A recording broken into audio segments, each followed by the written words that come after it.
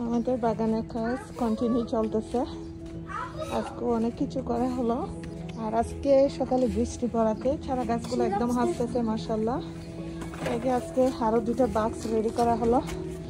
এখন টোটাল 6টা বাক্স করা হলো আলহামদুলিল্লাহ। টোটাল 6টা বাক্স এক লাইনে মাশাআল্লাহ। খুবই অর্গানাইজড হলো এবারের গার্ডেনিং। এখন আমাদের ব্যাকইয়ার্ডটা কমপ্লিটলি ক্লিন আপ করা হয় নাই, যেহেতু লাস্ট ইয়ার আমরা ছিলাম না, বাংলাদেশে ছিলাম। লাস্ট ইয়ার কোনো কিছু করা হয়নি, দেখে আমি মানে সব কিছু অনেক ম্যাথ, আর আমরা আস্তে আস্তে ক্লিন আপ করতেছি। এই যে আরহাম বাবা এখানে বসে আছে। আরহাম এগা হয় ও নো, আরহাম বল খেলতে গিয়ে ব্যথা পাইছে। আমাদের বাগানের কাজ কন্টিনিউ চলতেছে, এখনো শেষ করতে পারি নাই। এই যে এই পাশে ঢেঁড়স রোপণ করা হবে, আর ঢেঁড়সের জন্য সুন্দর করে একদম লাইন করে লম্বা করে একটা মানে ব্যাগ রেডি করা হয়েছে। এরকম সুন্দর করে দিলে গার্ডেন দেখতেও সুন্দর লাগে। আসলে গার্ডেন থেকে সবজি তুলতেও অনেক ভালো লাগে। যাই হোক, চেষ্টা করতেছি সবকিছু অর্গানাইজ করে করতে, আর আমার হেল্পার বরাবরের মতো আমাকে হেল্প করতেছে। গার্ডেনিং করা আসলে অনেক কষ্ট, অনেক পরিশ্রম, তবু ভালো লাগে। এই যে সবগুলো গার্ডেন সয়েল এখন এখানে দিয়ে দেওয়া হবে। এখানে আমি কম্পোস্টার দিয়ে দিছি, এখন কম্পোস্টারের উপরে সবগুলো মাটি দিয়ে দেওয়া হবে। এভাবে প্যাডটা রেডি করে যখন চারা গাছ রোপণ করা হয় তখন আসলে চারা গাছগুলো অনেক হেলদি হয়। অনেকগুলো গার্ডেন সয়েল আমরা ইউজ করলাম। এবার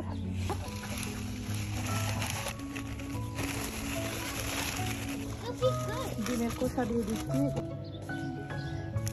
এই যে এখন ঢেঁড়সের চারা গাছ লাগিয়ে দিব। এগুলো এখনো অনেক ছোট, বাট কিছু করার নেই, এগুলো ইয়া হয়ে যাচ্ছে। বিসমিল্লাহ, দুটো একসাথে দিয়ে দিচ্ছি। সাইড করতে গেলে কিন্তু নষ্ট হয়ে যায়, চারা গাছ পড়ে গেছে।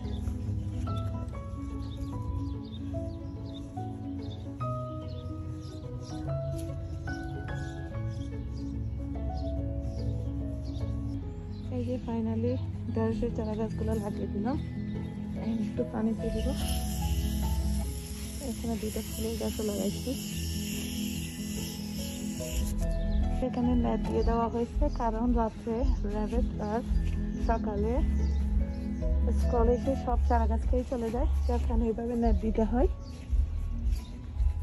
নেট না দিলে কিন্তু খবর আছে, এখানে চারা গাছ বড় হওয়া পর্যন্ত কিন্তু নেটের ভিতরে রাখতে হয়, না হয় সবগুলা চারা গাছ হয় খেয়ে চলে যায়, না হয় উঠিয়ে একদম নষ্ট করে দিয়ে চলে যায়। এই নেটগুলা যদি আপনারা নিতে চান, এগুলা হোম ডিপো, লুইস, ওয়ালমার্ট এইসব জায়গার মধ্যে পেয়ে যাবেন। আর আমরা নিচ্ছি হোম ডিপো থেকে। এগুলা স্কোয়ার ফিট হিসাবে কিনতে হয়। এগুলা যার যত স্কোয়ার ফিট লাগে ওই হিসাব মতো কিনতে হয়। আমাদের অনেকগুলো নেট কেনা হয়েছে, কারণ সব জায়গার মধ্যে নেট দিতে হয়েছে।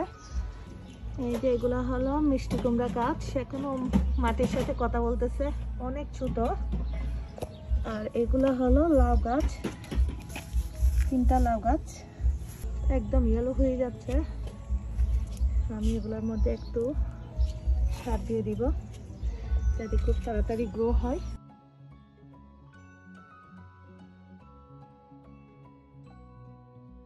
মিষ্টি কুমড়া থেকে মিষ্টি কুমড়া শাক আমার বেশি ভালো লাগে।